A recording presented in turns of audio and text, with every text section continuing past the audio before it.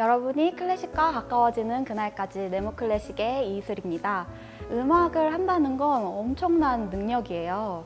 그런데 이 동영상을 누르셨다면 아마 직업과 진로에 대한 고민이 좀 있어서 누르셨겠죠? 맞나요?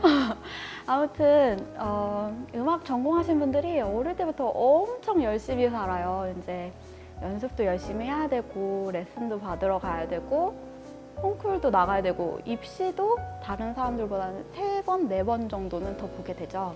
저도 여러분과 비슷한 삶을 살았던 것 같아요. 근데 저는 특히 대학 때 공부와 연습에 약간 미쳤어요. 최근에 제 친구가 해준 말이 있는데 서울역에서 이렇게 약속이 있었어요. 근데 그 친구가 사정이 있어서 1시간 늦게 오게 된 거예요. 근데 그 친구가 이제 약속 장소에 딱 도착했을 때 제가 그 친구한테 이랬대요. 현지야, 1시간이면 내가 연습실에서 콜리 바리에이션을 2번 치고 나올 시간이야. 그때 제가 라마니노프의 코렐리 바리에이션을 치고 있었나 봐요. 그게 처음부터 끝까지 다 치면 한 30분 정도 걸리거든요. 그러니까 2번 치면 1시간이 되는 거죠. 지금은 정말 상상도 할 수 없는 얘기예요. 왜 그렇게 살았을까 생각해 보니까 막연하게 공부와 연습을 열심히 하면 뭔가 되어 있을 거라고 생각을 했던 것 같아요. 근데 이제 막상 사회에 나오니까 그게 아니었던 거죠. 그 당시에 누군가가 우리가 음악을 전공하고 음악 말고 다른 길을 선택할 수 있다 이렇게 누군가 말을 해줬다면 우리가 더 각자의 자리를 빨리 고민 없이 찾아갈 수 있지 않았을까 이런 얘기를 했습니다. 그래서 제가 이 컨텐츠를 기획했는데요. 음악과 관련된 다른 직업군을 탐구해보는 시간입니다. 제가 오늘 그 첫 시간이어서 초대 손님에 엄청 신경을 썼어요. 이분은 음악 잡지사 기자로 굉장히 오래 일하셨고 대한민국 최고 문화예술지죠. 월간 객석의 편집장님이신데요. 국지현 편집장님을 모셔보겠습니다. 안녕하세요. 네, 안녕하세요. 네, 편집장님 되게 새로운 곳에서 뵈니까 그러게요. 느낌이 색달라요. 방송국에서는 만났었는데 네, 그러네요. 네. 맨날 이 월말 되면 이렇게 마감 때문에 엄청 바쁘시죠? 한 15일 이후가 되면 갑자기 다른 삶을 살게 되거든요. 그래서 네, 마감 때가 되면은 아주 이제 여러 가지 이제 신체적으로나 정신적으로 좀 그 빡빡한 삶을 또 살게 되죠. 제가 이제 잡지를 시작한 지가 한 20년 정도 됐어요. 그래서 여러 가지 뭐 디스크도 오고 해서 또 올해 좀 책을 내거나 아니면은 좀 하고 싶은 것들을 좀 준비하는 시간들이 필요해서 좀 쉬려고 하는데 20년 동안 이 직업을 하셨으면 이 직업, 음악 잡지사 기자라는 직업에 대해서는 정말 잘 알고 계실 것 같아요. 일단 간단하게 이 네. 직업이 어떤 직업인지 이렇게 정의를 좀 내려주세요. 지금 이제 시대가 변하기 때문에 어떤 잡지라는 매체가 어떤 역할을 하게 될지에 대한 고민들이 많은 그런 시기인데요. 저 유튜브 이런 게 너무 잘 돼 있어요. 저희 채널도 유튜브 채널인데 이 다양해지고 있기 때문에 하지만 이제 종이 매체라는 것은 또 아날로그적이기도 하지만 그렇지만 또 여러 가지 그 확장성을 갖고 있는 매체이기 때문에 그 취재하고 음악가들이나 예술가들을 취재하고 인터뷰하고 공연에 대한 평을 쓰고 이제 좋은 공연들이나 이런 그렇죠. 것들을 독자분들에게 홍보해드리고 하는 그런 역할을 하는 종이 매체라고 할 수 있죠. 네. 그러니까 종이 매체가 얼마나 갈지는 모르겠지만 네. 그래도 여기서 경력을 쌓으면 다른 매체로 얼마든지 쉽게 옮겨갈 수 있는 게 장점인 것 같아요. 이 직업을 일단. 변해가는 플랫폼 시장에서의 어떤 역할들에 대한 그런 여러 경험들을 쌓을 수 있기 때문에 되게 좋은 직업이라고 생각합니다. 그러면 네. 전공은 어떤 걸 하셨어요? 전공은 제가 일본 문학을 전공했고요. 중학교 때 이제 좀 피아니스트의 꿈을 갖고 네, 그 예술고등학교에 이제 좀 이게 퍼즐이 맞춰지네요. 네, 그래서 예술고등학교에 저는 그때 당시에는 제가 수석을 할 줄 알았어요. 그래서 막 연습했어요. 뭐라고 하지? 근데 수석은커녕 불합격을 해가지고 굉장히 그때 좀 그 꿈을 접어야 되는 그런 아픔이 좀 있었죠. 그런데 그러다 보니까 그 음악에 대한 미련과 또 좋아하는 마음들이 강해서 또 대학에 가서도 늘 이 분야에 관심을 갖고 내가 글 쓰는 것과 음악을 어떻게 하면은 뭐 접목할 수 있는 연결할 수 걸 네, 있을까? 한 그런 마음이 늘 있었던 것 같아요. 네. 그러면 그 음악 전공한 친구들이 이 직업을 갖게 된다면 네.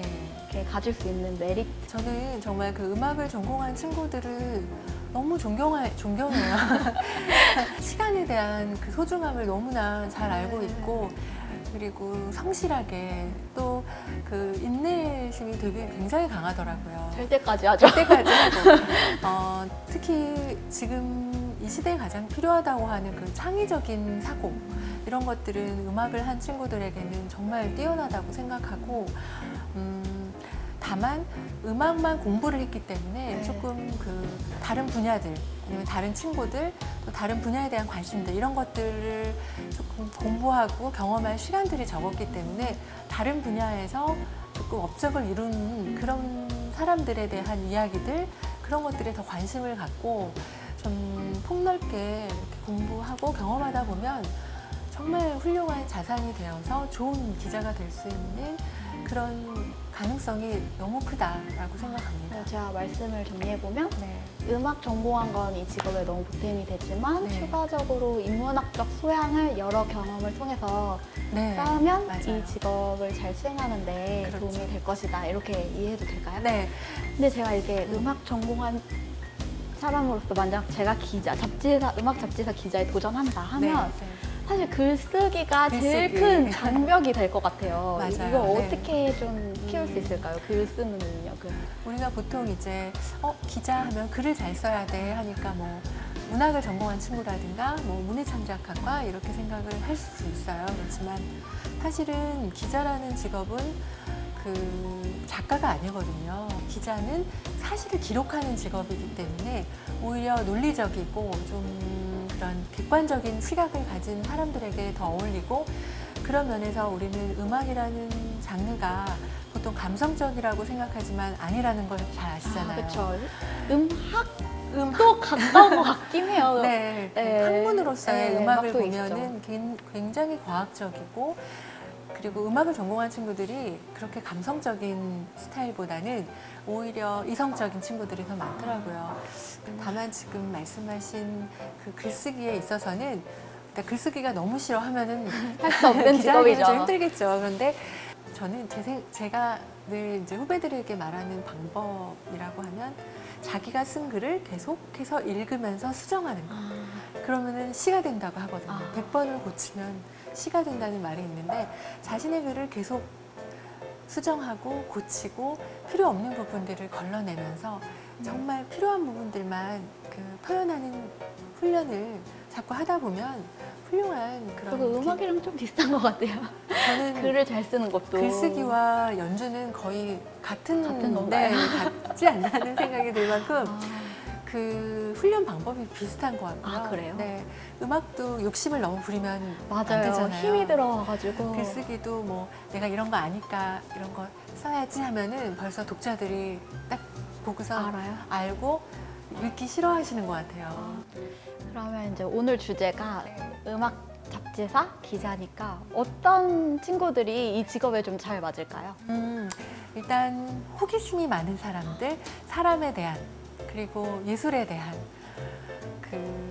그리고 나도 예술을 통해서 행복해지고 싶은 사람이라면, 일을 통해서 행복해지고 네, 싶은 사람. 그런 사람이라면 도전해봐도 좋을 것 같아요. 그런데 나는 정말 경제적으로 너무너무 풍요로운 삶을 살고 싶고 이러면은 그런 사람에게는 그렇게 적합하지는 않을 것 같아요.